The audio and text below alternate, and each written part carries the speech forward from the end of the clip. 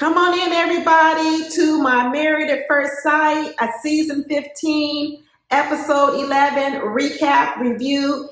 And this is going to be for Nate and Stacia. I've already completed videos on Ben and Morgan and Alexis and Justin, so please check that out. And after this video, I'll be doing the other ones and uploading them. So at the end of this video, you'll see a link, and you can click on it, and you can click on the other videos. But we're going to start talking about Stacia and Nate. And I had to catch up, y'all, because as you know, I was on vacation, so I didn't see last week. So I had to watch last week and watch this week's episode. But I was happy to see that these two have made progress. I'm going to tell you guys something. Nate has become one of my favorite people on the show. And I'm going to tell you why. If any of you have been watching my videos for last season, this season, one of the things I am really big on is progress. I'm not the type of person where you need to be perfect out the gate, but I am a person where I like to see people progress. I like to see people who move from not being aware or denial or whatever you want to call it to coming to an awareness and then start to do some things to go towards a process improvement. It's also one of the reasons why in my video on Kristen and Mitch, I'm going to give him a shout out, because he is making a progress. In fact, I'm probably going to give him the award of the most improved. He's still got a long way to go, and he got some deep-rooted issues, but in terms of the improvement that he is doing, I like it. And in fact, his improvement is starting to expose the issues in Kristen that I talked about before. But I'm not going to get into it here. You're going to have to watch my Kristen and Mitch video after this one to see what I'm talking about with Kristen. But with Nate, I'm going to talk about how I love his continuous improvement in opening up, being vulnerable, which I never thought he had that big of a problem. I always thought the bigger problem was with Stacia. Now, this is what I'm going to say about Stacia. She isn't making as much improvement as she thinks she is. The only reason they're moving along as fast as they are is really because of a lot of the work that Nate is doing. And he's moving faster than normal, than he's normally used to. So he has sped up his process so that he can meet Stacia's timeline. Let's be honest. This is like ordering something up and saying, hey, normally it takes us 8 months to deliver this product to you. And the customer says, well, I need it in 4 months. That's what Stacia has done to Nate. So the fact of the matter is, the only reason they are where they are and they're making progress is because Nate has sped up his process. Stacia hasn't actually done too much work, because the fact of the matter of her asking for an I love you or his feelings to grow in 4 weeks, what was she asking before? Was she telling a guy, I want to hear I love you in 2 weeks, and now she's pushing it back to 4 weeks? Absolutely not. So not only has Stacia not actually shown the improvement, all the improvement is coming from Nate and speeding up his process. Now, here's what I'm going to say about Stacia, and I've realized it about her. She has absolutely a fear of abandonment, okay, and she suffers from anxiety. Truth of the matter is, she and Lindy kind of have the same issues going on, but they actually express them in different kind of ways. Lindy throws tantrums. That's why she gets all wild and crazy. But what Stacia does is she lays down demands, and she says, these are the timelines, I need you to hit them. Because what Stacia is going through is she has anxiety over fear of abandonment. And instead of her handling her own anxiety, which would mean meditation, yoga, breathing, like her mother said, slowing down, being patient, she can't do any of that.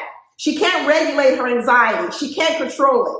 So her only option is, I feel frazzled, I feel out of control because I can't control my anxiety. So the only way for my anxiety to go away is for you, Nate, to do something different so I can feel better.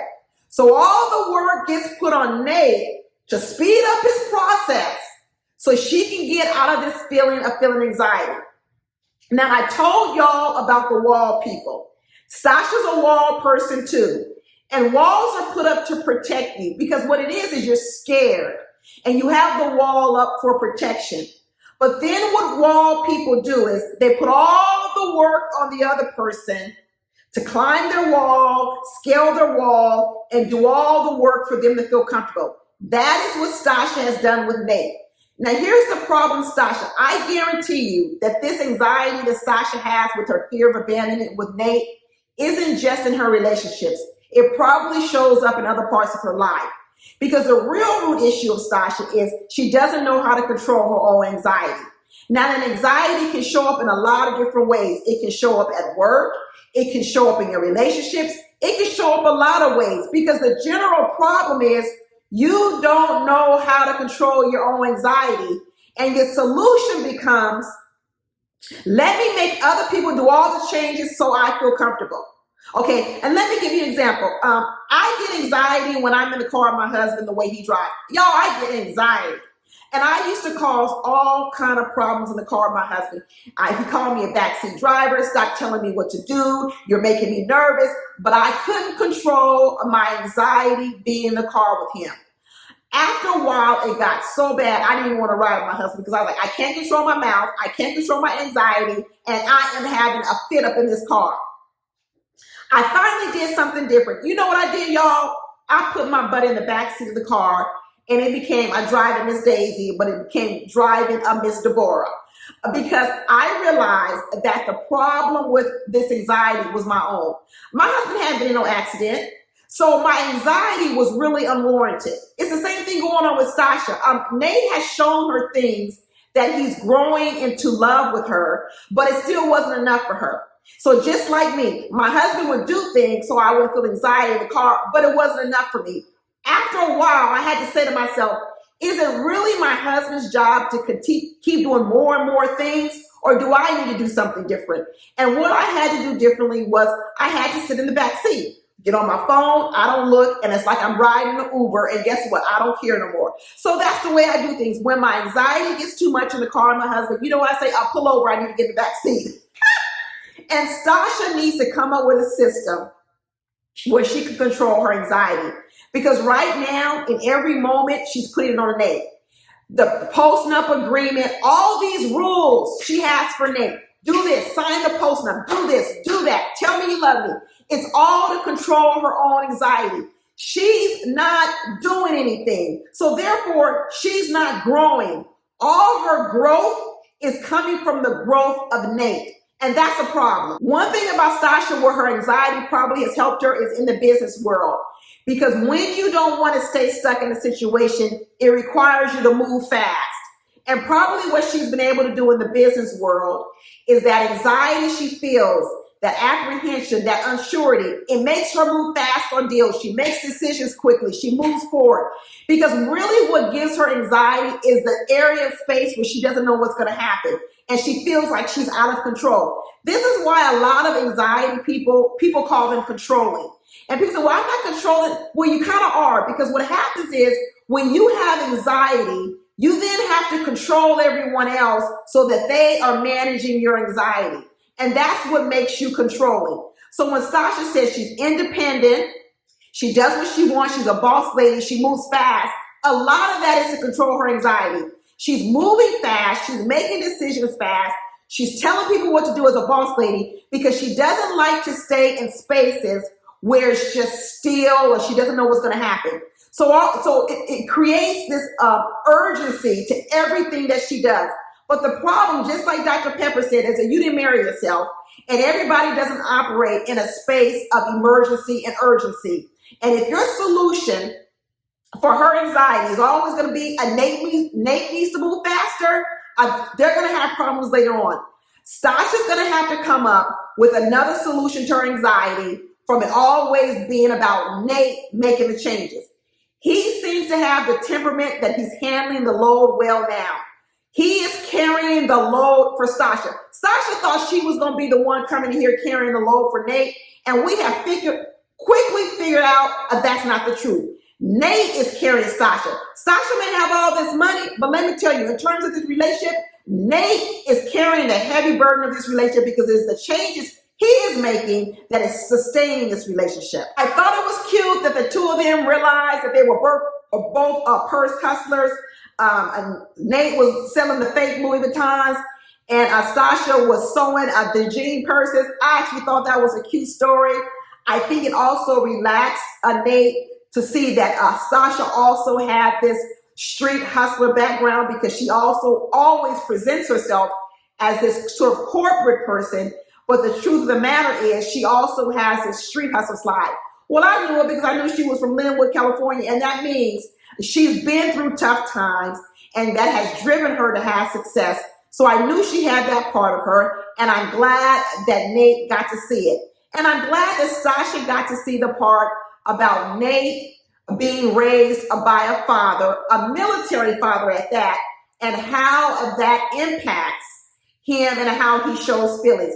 I couldn't believe that Nate said it was the first time he ever saw his father cry. I thought that was a very touching moment, and y'all, I was boo-hooing right along with the two of them.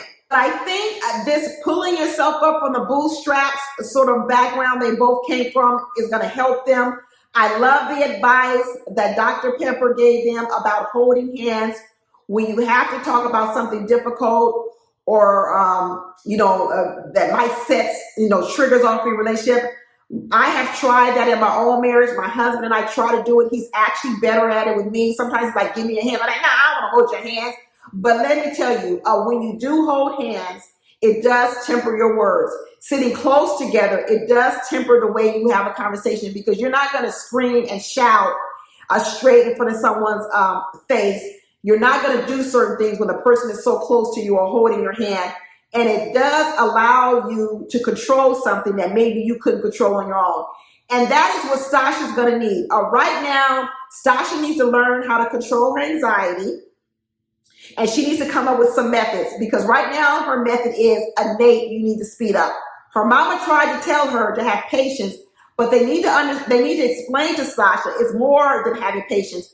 Because when you tell someone you need to have patience, it makes you feel like you're the one making a sacrifice for the other person. Like, I got to have patience to wait on you. When the truth of the matter is, it's not that the other person is moving slow. The truth of the matter is, it's really your anxiety that's the problem. And now when you tell yourself it's your anxiety, you take more ownership of the problem. When you talk about just having patience, it's like I'm giving you something. I'm giving you patience.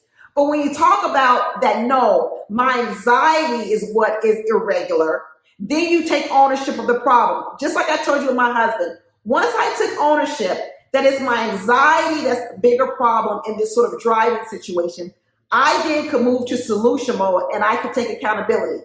But when I just sit in the car and talk about I need to have more patience with my husband, I feel like I'm giving him something. I feel like I'm sacrificing for him, and it's really his issue, when the issue really was mine. So that's my advice to Stacia or anyone else out here who's suffering from anxiety. You don't think it's anxiety, you think it's the other person that needs to do something, but it really is your own anxiety. And once you take ownership of that, you can get to the solution stage.